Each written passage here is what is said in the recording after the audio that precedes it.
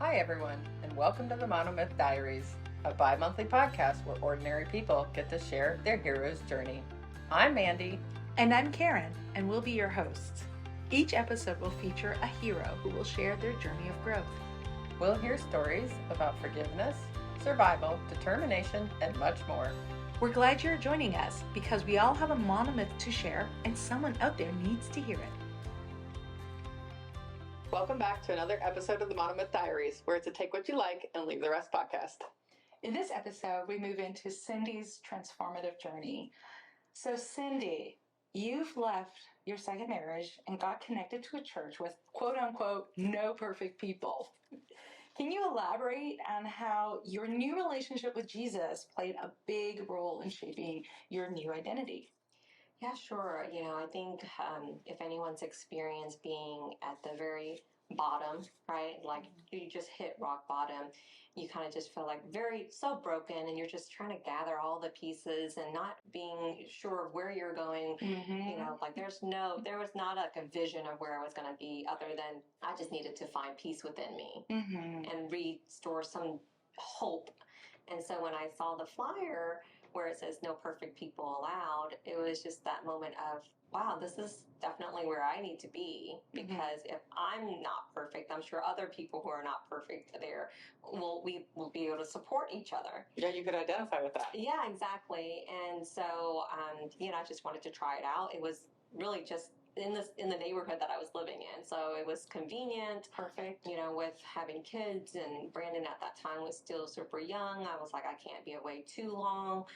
Or if I bring him, at least there was like a childcare, area for kids. And so that way he's not sitting in, the big area with me. But it was a game changer. I've always gone to church in the past in a Catholic, very proper space, where you're just sitting there, you're listening to someone preach, they're reading the Bible verse, and then the priest will give you a sermon about the message, but it was never a practical way of learning how to apply it to your life. So that was definitely a different way of really understanding and learning about the messages that are in the Bible for me, and learning how to apply that to my day-to-day life. And how to really have a relationship with Jesus. It's never even something I've heard of. Like in the Catholic religion, we had to go through the priest in order to really even get to Jesus. Like if I wanted to confess my sins, I have to confess it to the priest. If I need to resolve my sins, it's through the priest. Everything was more or less through the priest. Receiving communion was through the priest. And so this idea of I could have a direct relationship with Jesus Christ was something new for me. And this is something that the church is teaching? At this church, yes. It's called Thrive Church, and, it was something so foreign to me, and I, at that point, didn't even realize I could have a direct relationship with Jesus Christ. That's incredible. Yeah. But you shared that your mom called you a sinner and then told you that you cannot take communion. So how did you reconcile this newfound faith that you're discovering with the things that your mom had said to you in the past? It was unlearning a lot of things, really. Again, when you're so broken, when you feel like you're not worthy, not valuable, you're a sinner, you're not good enough. It was all of that. And at that point, I was already at the bottom of the barrel. I'm like, well, I'm so broken. Right. And if I'm just going to go somewhere that, I enter into this space where there's a lot of, I think the worship music was really something that really seeped into my soul and really helped me pull out of that. There was a lot of songs that talks about how God will leave the 99 and find the one lost soul. And I felt like that's me. I'm so lost. I had no idea what I'm doing, where I'm going. I've made a mess of my life. And so what do I do now? Am I ever going to be forgiven? Am I going to be loved again? Those were all things that I just came into this church and said, you know what, I'm just going to give it all to him, and says, I don't know what I'm doing. I obviously have made a mess of my life, so I definitely needed help. Like that Carrie Underwood song, Jesus take the wheel. That was my moment of, you know what, Jesus take the wheel. Right. I'm gonna just get in the back seat and I'll let you try. Like literally. How long do you think the journey was to go from I'm so awful, I'm so unworthy, to this place where you experienced a rebirth? It wasn't overnight. The first thing was, yes, recognizing that I can't do it alone, or I can't do it myself. And then just saying, you know, I am resigned, I surrender myself. And I think God gives you people and tools in your life to really, you know, move forward. And during that period of time, during my brokenness, I was growing in my career. I had a boss who also at the same time was sharing with us a little bit more about just creating a shift in your life through lunch and learns, right? In a professional manner. And so one of our lunch and learn was about a book called The Secret. The Secret was an idea or a law. It's the law of attraction. It really just means, you know, what you say, what you think, what you speak into existence is what boomerangs back to you. So you attract, you know, you're a magnet. So you yourself, you know, everything inside of you are attracting things. So that was a mindset shift for me, and thinking, oh, am I putting all of these fears and things that I've learned as a child, am I putting that into the universe? And is that what I'm receiving from the universe? And so then I started shifting the way, like, for example, if you're thinking, I'm always broke, well, I'm putting broke out into the world. So therefore I'm lacking. That idea of like, I need to change the way I think and the way I speak in order for me to receive what I really want. Yeah, those I am statements. Yes. Yeah, are so important. Is if you say I am broken, then, you know, you're giving that out to the world. Yeah. Right. Get it? You said it once to me. It was what you give is what you get, and I thought that was a great way to say it. Exactly. So if I don't want that, then I need to stop speaking that. Yeah. And if I want love, then I need to say I am loved. Yeah. I am valuable. I am worthy. So I had to change the way, one, I address myself to the universe in order for me to receive what I really truly wanted, instead of saying I am unworthy or I'm not valuable. So all of these things kind of started shifting the way I thought of myself too. And really, ultimately I needed to learn to forgive myself.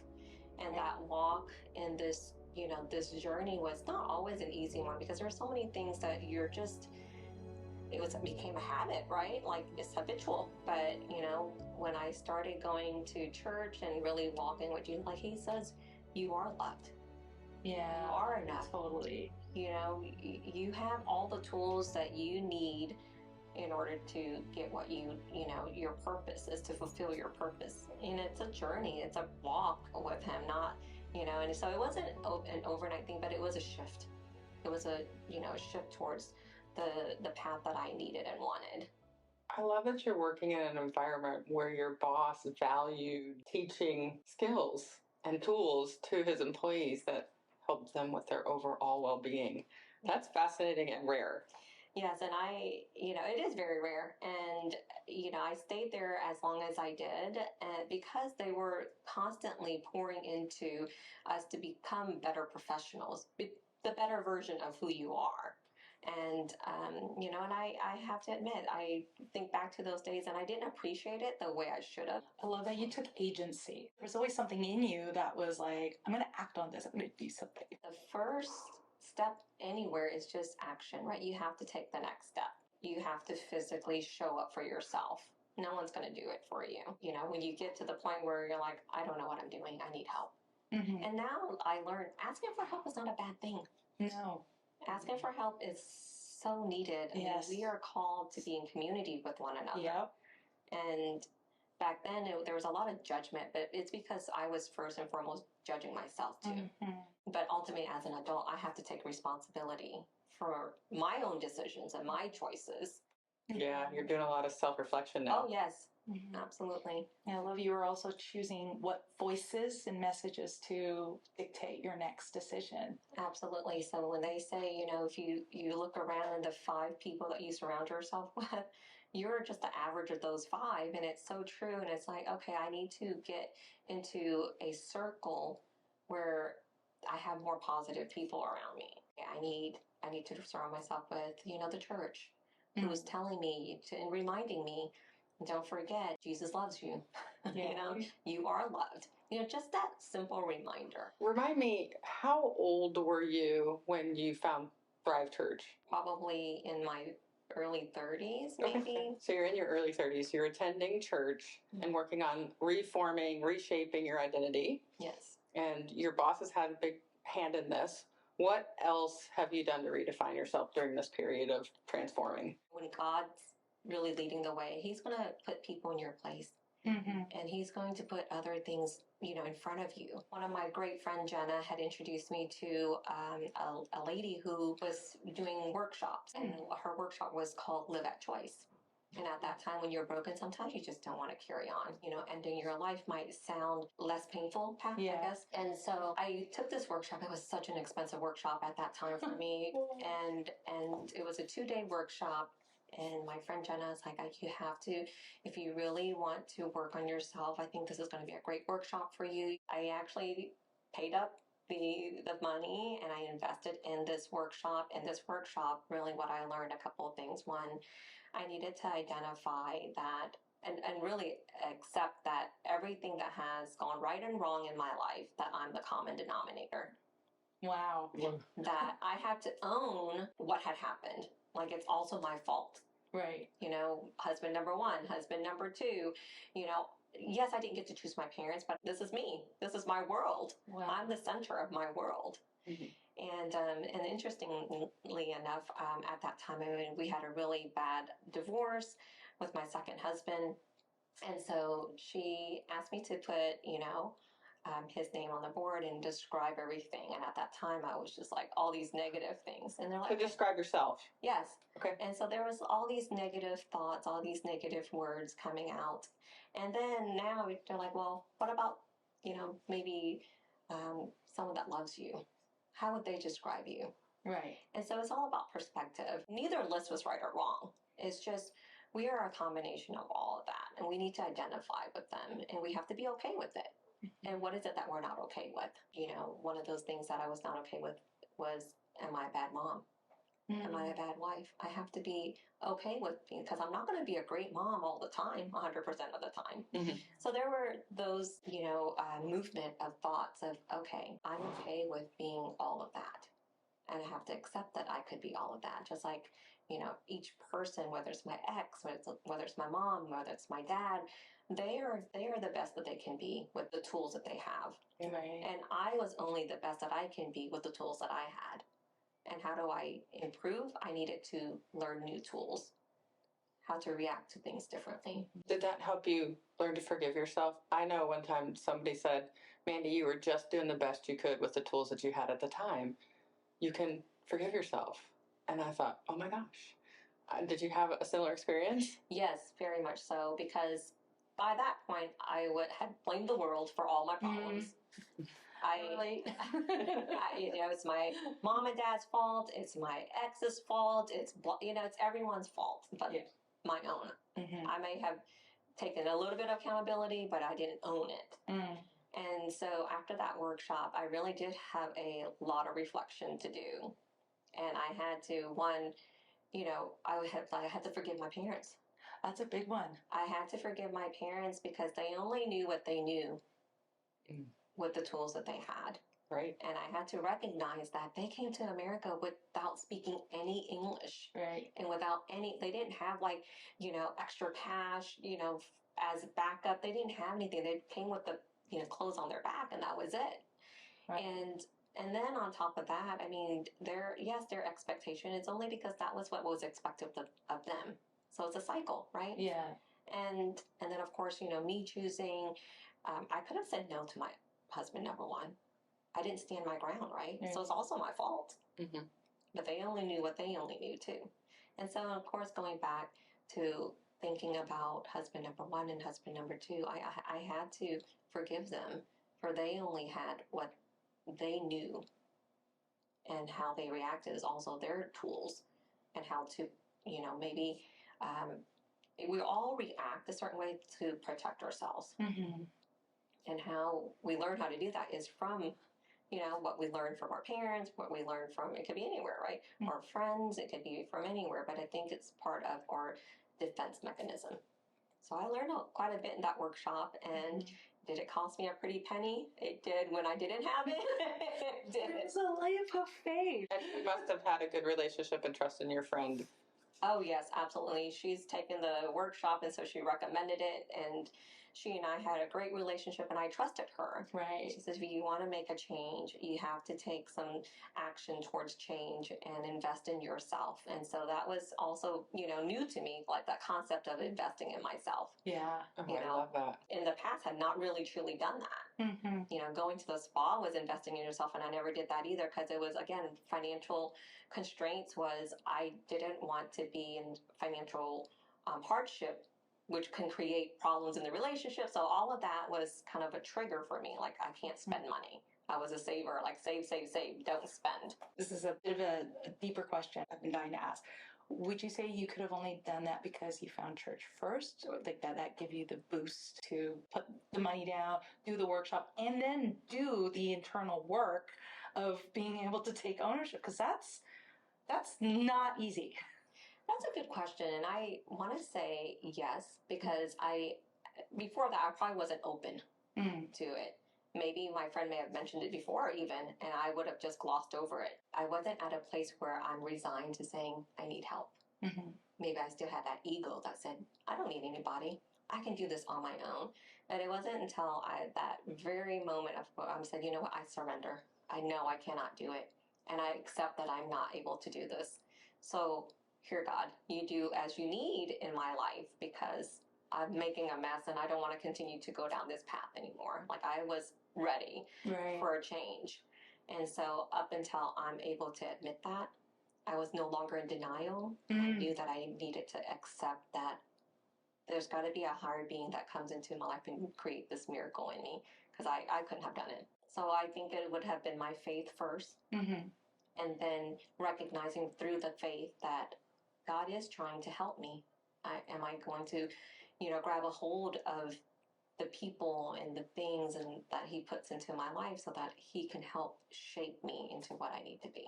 Can I circle back around to another church question? Yeah, absolutely. Go ahead. You mentioned that this particular church, Thrive Church that you go to, it was the first time where you're taking things that you're learning in the church and applying them to your life. Can you give us an example? Oh, yes. Yeah. Oh, yeah. There's so many little things, right?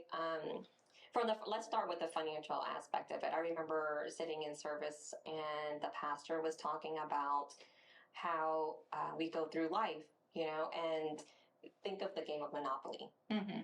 We spend hours accumulating money and wealth and property, and you spend a long time playing this game. Yes. And at the very end of it, what happens? It goes back in the box. And think of how similar our life is. We go through life accumulating money, wealth, property, status, whatever it might be in our life, and then we hold on to it with fist closed.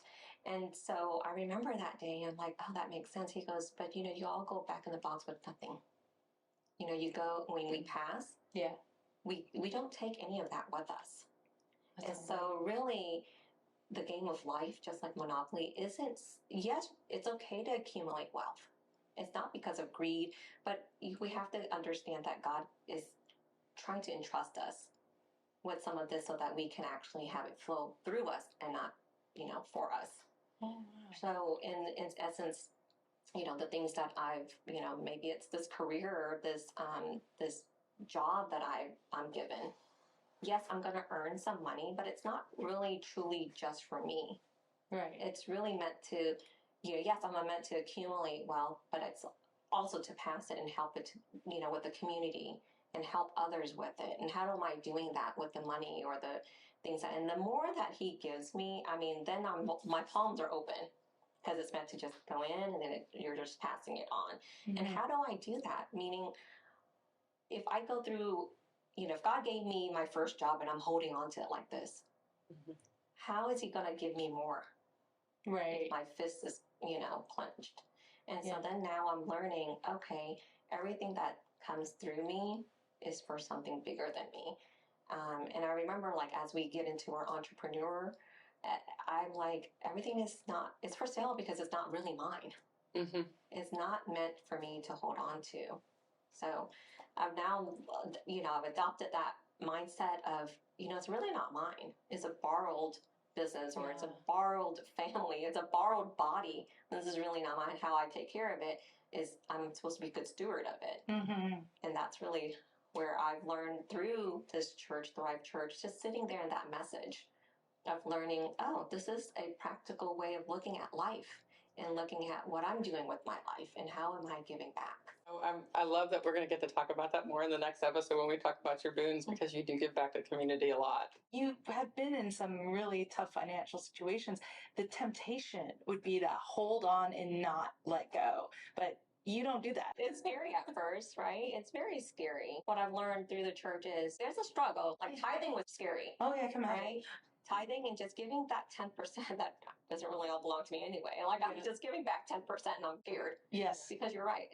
I've gone through a lot of financial hardship and I'm afraid. I'm afraid that I'm not going to have enough. I remember another example of being at church and God says, test him. And it's like, if you just give him just 10% or whatever you might have, he'll, really just give you tenfold of abundance. So I did a challenge as well where, again, what is the biggest amount that you've given away without expectation, right? Mm. And I remember just like, okay, well, I'm just going to take, $1,000 cash and I'm just going to go and give it to random strangers.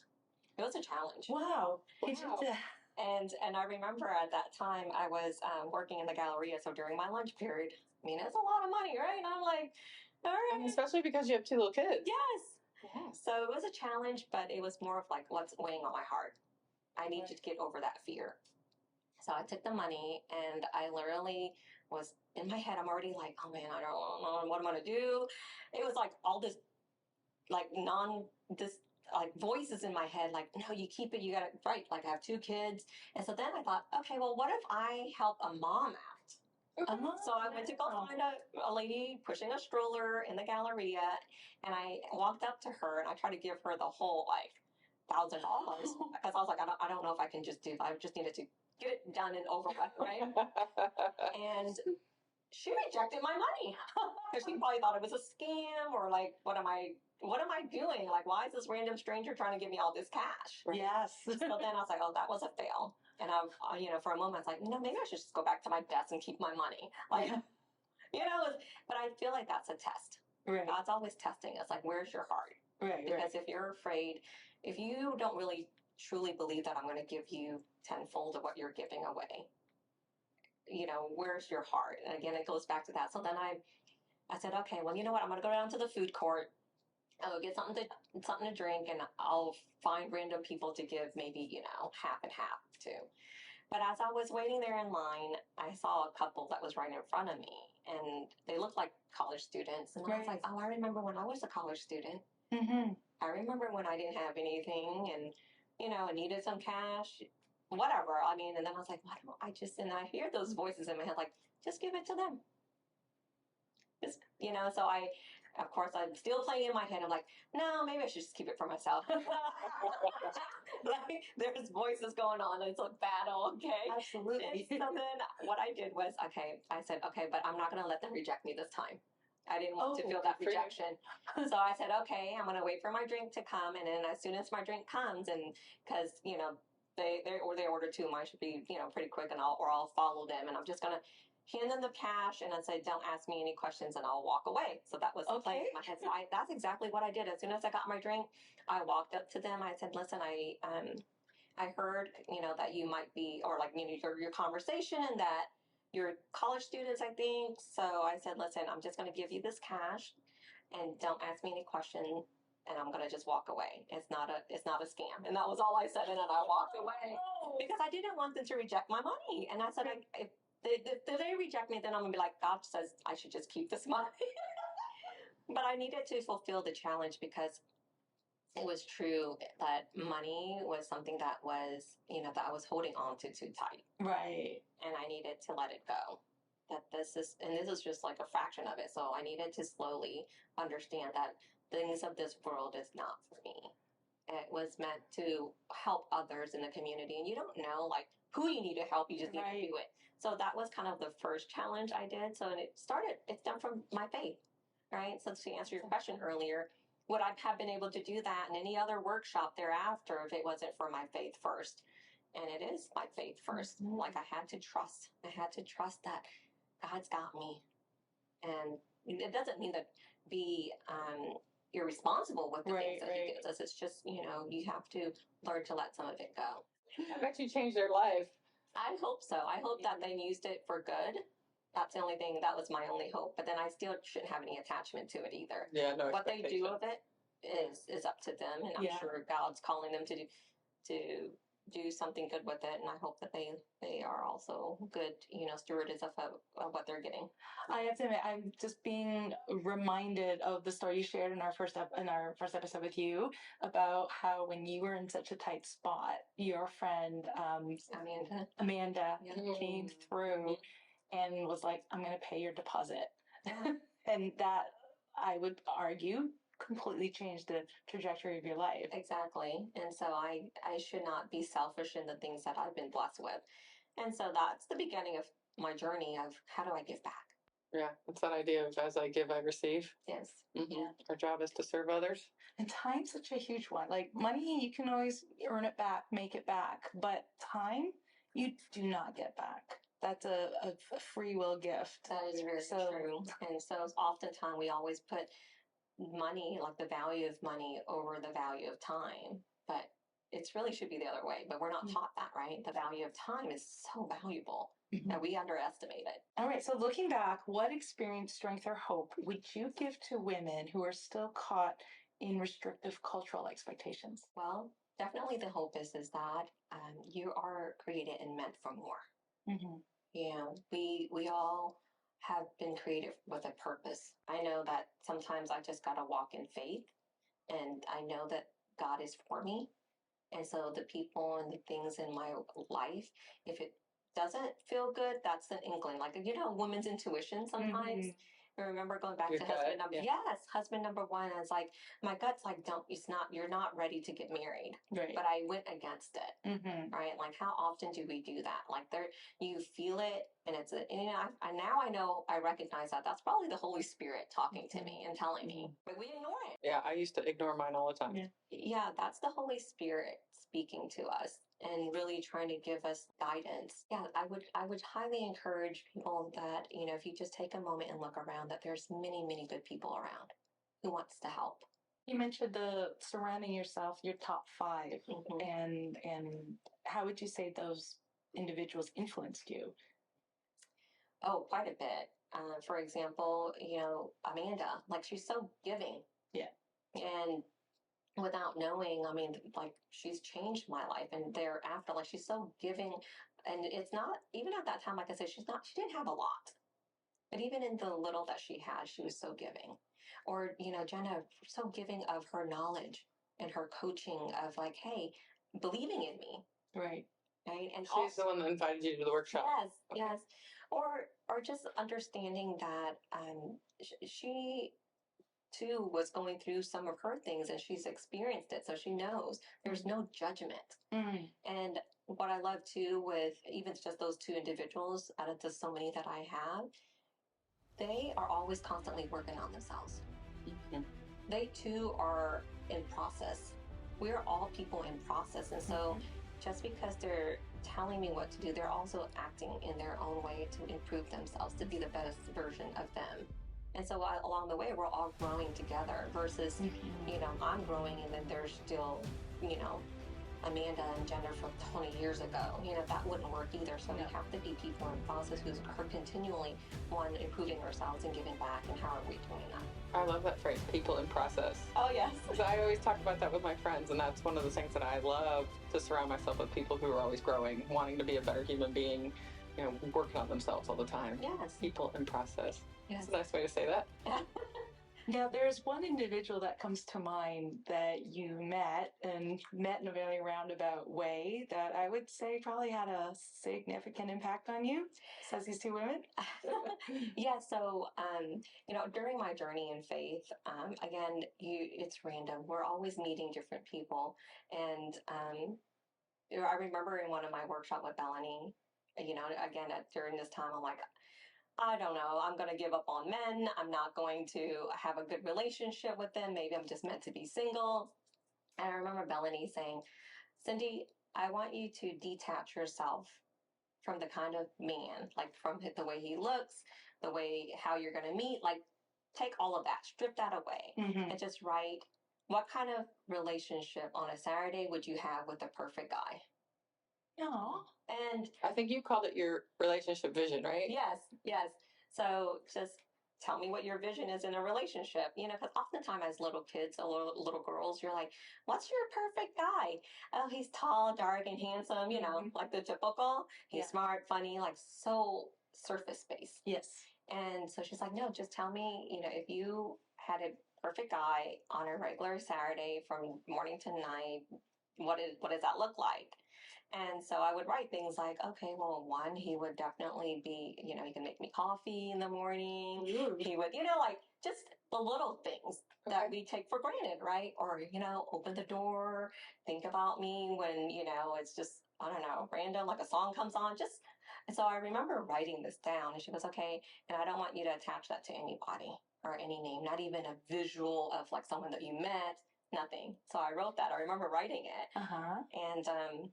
And then randomly, you know, and I don't, again, and this is like months later, I guess, I went to go to a car dealership, and this is a random Saturday. Random Saturday, my brother and I were like having lunch, and we're like, hey, what do you want to do now? You know, we were bored. And my brother said, let's go look at cars. So we went to go look at cars. As you do. Yeah. We were bored. So we went to, but my brother was really interested in getting a car. And so we went down to one of the dealerships and we sat there for a little while and I got bored. And so I said, hey, and he was at a Lexus dealership. And I said, I think there's a BMW dealership down the street. Instead of sitting here waiting with you, I'm going to just go down there first and just, you know, check out the cars or just, you know, kill time. Right. So I got in there and so one of the managers that overheard me saying I'm going to the BMW dealership said, hey, if you go over there, there's a car salesman named Hi Ho. Why don't you, you know, get him to help you? And I said, yeah, sure. You know, so I go down there and I meet Hi, but I wasn't really in the market to buy a car. I was just trying to kill time. So yeah, I think he was so totally annoyed with me. It's like, oh my God, this girl, once you didn't do any research, she doesn't even, you know, I think he asked a question like, so how soon are you looking to buy a car? And I'm like, I don't know, 6 months, a year, or I'm really not looking. I'm not looking. And so I just happened to go, well, I mean, I just wanted to look at cars, you know, just show me what you got. And I did probably was just wasting his time, but I just wanted to look at cars and show me what you got. So at the very end of it, I left without buying a car, of course. Probably time for dinner now. Meet up with my brother, let's have dinner. And that was the end of that conversation. However, he did follow up with me during the week and said, hey, I realized that the car that we were showing you was, you know, it was a smaller car, but it was pricey. And so I'm like, okay, this is just too much. And he goes, well, I realized that you kept mentioning you wanted more bang for your buck. So a bigger car with, you know, maybe the same price point. So then I ended up buying a BMW a few weeks later. But it wasn't, again, He's a good salesman. He's a good salesman, but I was definitely, I mean, I like the cars. I'm like, okay, I don't mind buying the car. It was a nice car, but he was not the greatest like person to me because again, he thought I was annoying and I wasted his time. So he called me now I know what he called me back then. It was CTW, Certified Time Waster. Oh, nice. So it wasn't love at first sight is basically what I'm trying to say. And when I went to go pick up my car and sign for the paperwork and everything, I mean, he forgot me in the lobby. So like the lights were turning off at the dealership, and because he had shifted me over to another sales team member because he was busy. And so I'm waiting for my, you know, car to be brought up so I can, you know, the keys and I can leave and yada yada. Well, he just like forgot, like I was even there. Like he didn't remember to wrap it up. But he, I guess, also was assuming that his teammate was going to. My brother actually ended up buying a car too. No, he didn't. I didn't know that. Yes. And I think that was more when we started having more conversations around that, because my brother, my background's in finance, and so Jamie's like, hey, can you come and help me with some of the, the financial aspect of getting this car? So then I'm like, yeah, sure, I'll be involved in your purchase of this vehicle since I just got mine. It's very similar make and model, just a different year, and all this happened.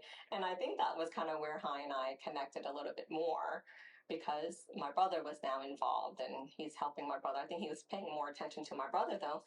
I was like, oh, okay, I sold her a car now, her brother's buying a car. But I mean, that was the start of it. It was not anything romantic.